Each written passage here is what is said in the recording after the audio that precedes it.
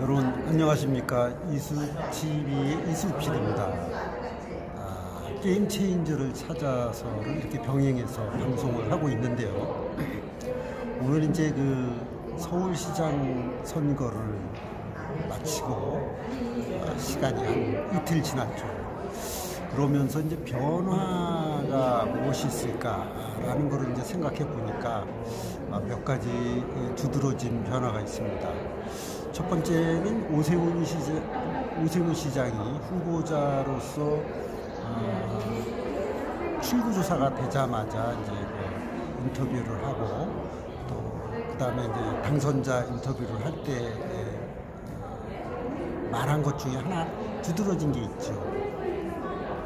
그러니까 이제 박원순 시장이 성추행으로 이렇게 돌아가셨을 때 그 성추행 피해 당사자인 분에 대해서 오세훈 시장이 당선하자마자 앞으로 잘 근무할 수 있도록 그렇게 근무 환경을 조성하겠고 잘 근무할 수 있도록 이렇게 뒷받침을 해주겠노라 이런 얘기를 했습니다. 그랬더니 이제 그 이야기를 들은 그 피해 여성과 그 가족들이 이제 울었다는 것이죠. 그 장면을 보고 이제 그것을 이제 반드시 실천할 것입니다.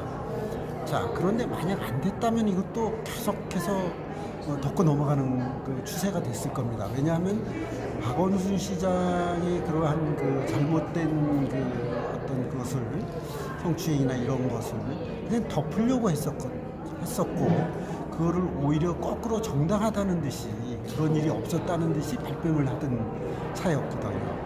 제가 이렇게 그 선거 기간 중에서 만난 몇몇 분들을 예를 들자면 그분들 하는 얘기는 이 여성이 이 젊은 분이 그 비서 그분이 뭔가 빌미를 주지 않았냐 이런 얘기들이 좀 있었거든요. 이것이 바로 남성 편의주의적인 얘기가 될 수 있다는 생각을 했었습니다. 저는 이건 아니다라고 얘기를 했었지만 무슨 빌미를 줄 게 있었겠습니까? 수차례에 걸친 그런 여러 가지 뭐 사진을 보낸다거나 그런 이상한 말을 쓴다거나 댓글 카톡에 뭐 보낸다거나 그건 뭐 누가 그런 저기를 하겠습니까? 그런 것 자체가 이미 그런 것 어떤 그런 추행을 하려고 하는 의도성 있는 거 아니었겠습니까?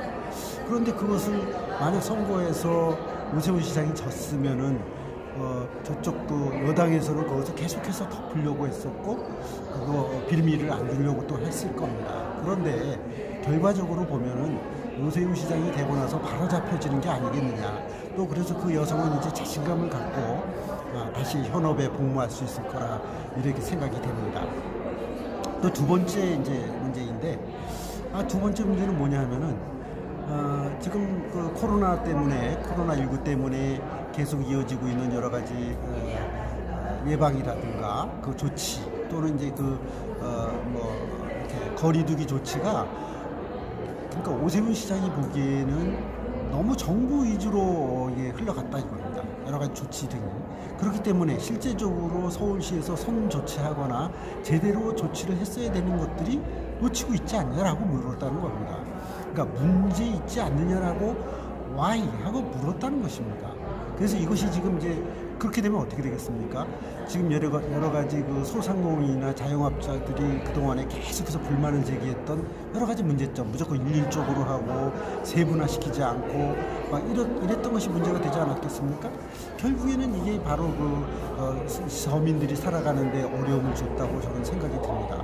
따라서 앞으로는 국무회의에 들어가는 그 오세훈 시장의 어떤 그런 언급이라든가 좀 생각하고 이야기하는 어떤 그런 강요적인 입장에서의 국무회의장에서의 그 서울시장의 모습을 보게 되지 않을까.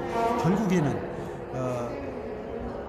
5분의 1의 그 인구를 가지고 있는 서울시가 똑바로 행정을 하기만 해도 거기에 또 부산만 해도 한 350만이니까 거기도 행정을 잘하게 되면은 우리나라의 한 3분의 1 정도가 제대로 돌아가기만 해도 좀 낫지 않을까 이런 생각을 하게 됩니다. 자, 뭔가 이렇게 바뀌고 변화하고 바른 방향으로 가야 하는 것이 바로 선거의 의미입니다. 지금 선거 후에 한 2일 정도 지나는 가운데 각 여당과 야당, 다시 말해서 승자와 패자들은 각자의 또 변화를 이제 모색하려고 합니다. 그러나 제일 중요했던 거 하나는 과연 누구를 위한 선거였느냐 이겁니다. 이건 정당을 위한 선거가 아니라 시민들을 위한 선거였다는 겁니다. 왜 지금 그 야당의 경우에 자신들이 이 선거를 치르게 된 원인을 어디서 찾았느냐 이게 중요했던 겁니다.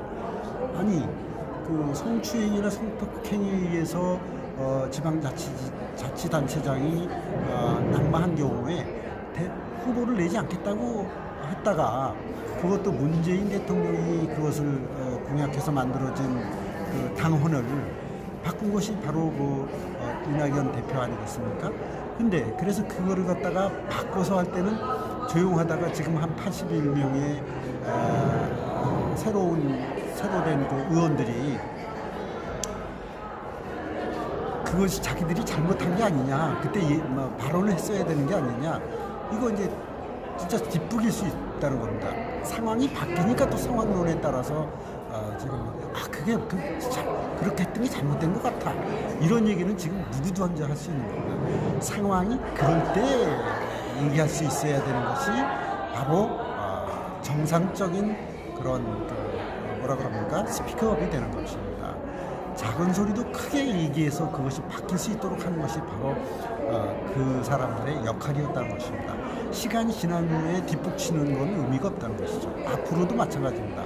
지금 진행되고 있을 새롭게 진행될 여러 가지 개혁이라든가 이런 것들이 지금 여당만 개혁을 해야 되겠습니까? 여야 다 해야 되는 것이죠. 누구를 위해서? 국민을 위해서죠. 누구를 위해서겠습니까? 하여튼 앞으로 새롭게 1년 남은 대통령 선거를 시점으로 해서 기준으로 해서 볼 때 서로가 스스로 혁신을 하고 스스로 잘못된 관행을 바꾸고, 그래서 시민들이나 국민들이 제대로 이해할 수 있는, 납득할 수 있는, 젊은이들이 납득할 수 있는 이런 방향으로 가야 되는 게 너무 당연한 것 같습니다. 여러분, 이제까지는 주택 공급을 무조건 무슨 투기를 제어한다는 방식으로 공급 자체를 어렵게 했었던 게 아니겠습니까? 근데 오세훈 시장은 어떤 생각을 했습니까? 35층 아파트 할 수도 있는 겁니다. 어차피 과밀화된 도시를 적정한 선에서 잘 균형적으로 만들어가는 것이 공급 대책이겠죠. 무조건 아니라고 하다 보니까 그것이 계속된 그런 어떤 딜레마 속에 쳇바퀴 도는 것이 아니겠습니까? 모든 상황이 그럴 수 있다는 것입니다. 지금부터라도 모든 개혁 과제를 다시 한번 올려놓고 이것이 맞는 거 순리적이냐, 또는 누구를 위한 개혁이냐, 시민을 위한 거냐, 국민을 위한 거냐, 이런 식으로 다시 되짚어야 될 때가 됐습니다. 당리당략은 의미가 없다는 것입니다. 네. 게임 체인저를 찾아서 이숙 PD가 오늘 오래간만에 방송해드렸습니다. 고맙습니다.